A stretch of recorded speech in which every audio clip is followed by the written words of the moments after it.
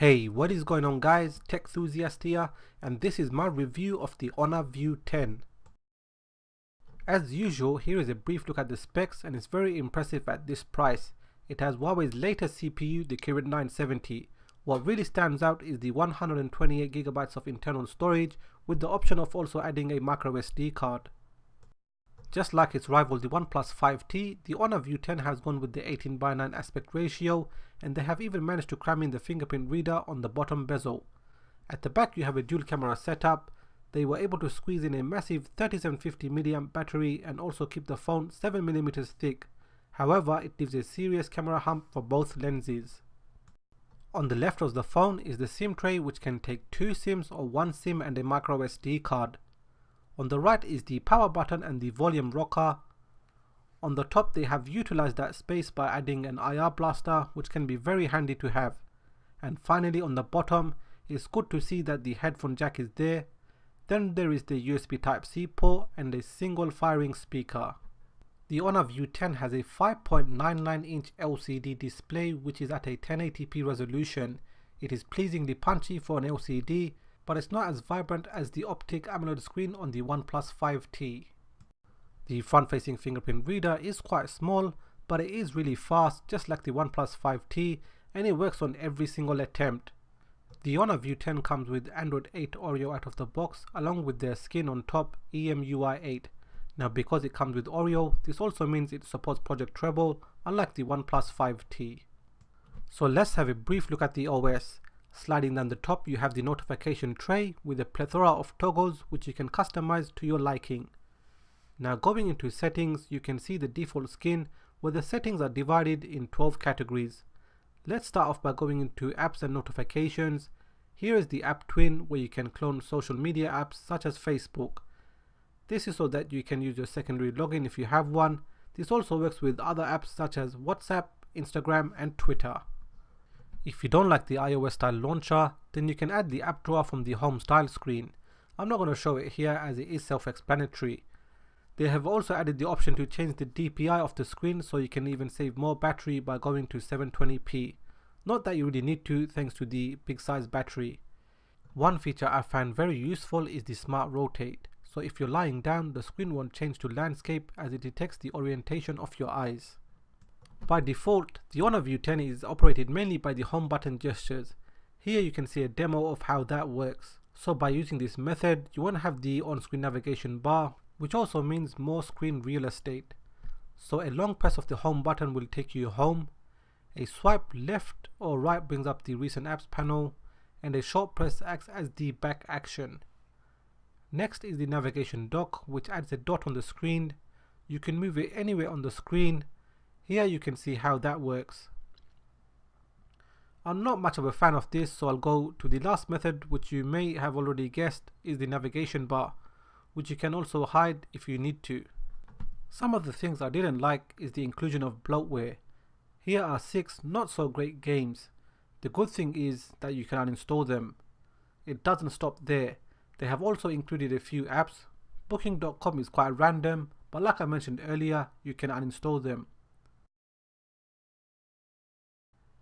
Here is the game suite. You can add some or all of your games to the suite by tapping on each of the games. Going back, you can add a few modes to when the games are launched, such as gaming mode, power saving mode and smart mode. There is also uninterrupted mode, which means you won't get notifications when playing, and also locking the navigation keys. The Kirin 970 boasts Huawei's NPU technology, short for Neural Processing Unit. It is designed specifically to be used as an AI accelerator. Honor's CEO said it roughly uses half of the CPU while consuming 50% less power and performing around 20 times faster than a traditional CPU for tasks such as photo recognition. When you take a photo, the NPU attempts to detect what it is and adjust the image to give you the best output. For photography, it can identify 13 different types of objects or scenes and automatically adjust the camera settings to best suit whatever it identified. For the person who has never used the manual mode on his or her phone, this could be a very useful feature. The CEO also showed off their version of Animoji versus Apple's. It looked very good and may even be better. They said it even goes further by detecting the tongue. I'm not entirely sure when that feature will be available by a software update. time to move on to the camera and see how the dual 16 and 20 megapixel cameras perform. They both have an f1.8 aperture and phase detect autofocus. For photos, I was quite disappointed as I found the majority of the photos that I took came out saturated. The portrait mode was hit and miss. When it did work, it wasn't that bad. Where it did stand out though was in outdoor low light photos, outperforming the OnePlus 5T, and I'll leave a card for that on the top. So this has been recorded on a Saturday, just after 2 o'clock. Let's get a view of the sky and then a short jog to see how the image stabilization is between the two.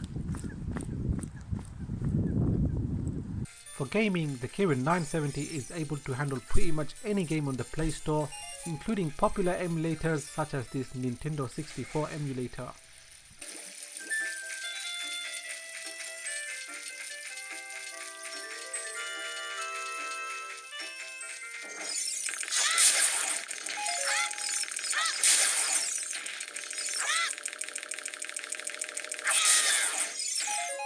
For watching videos, the 18:9 screen makes it a pleasure to watch, and the single firing speaker produces great quality sound, better than the OnePlus 5T.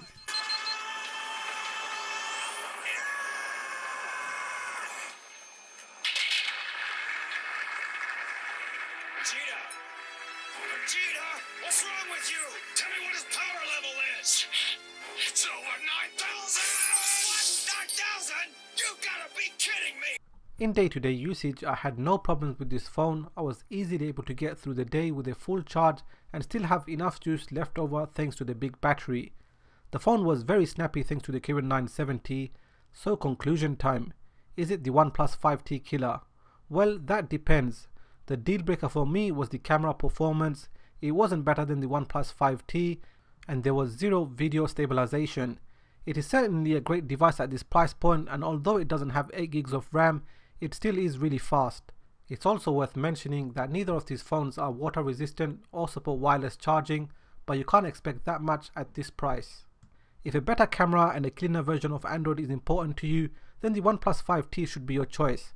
Now if you can overlook Honor's Android skin and you're not into photography, then the Honor View 10 is definitely worth picking up. You have a bigger battery, AI function and bigger storage. So that does it for this review. What do you think about the Honor View 10? Will you be buying one? Do let me know in the comments below. If you enjoyed this video, then please give it a thumbs up and subscribe if it's your first time here, as I have more videos coming up. Like always, thanks for watching and I'll catch up with you in the next video.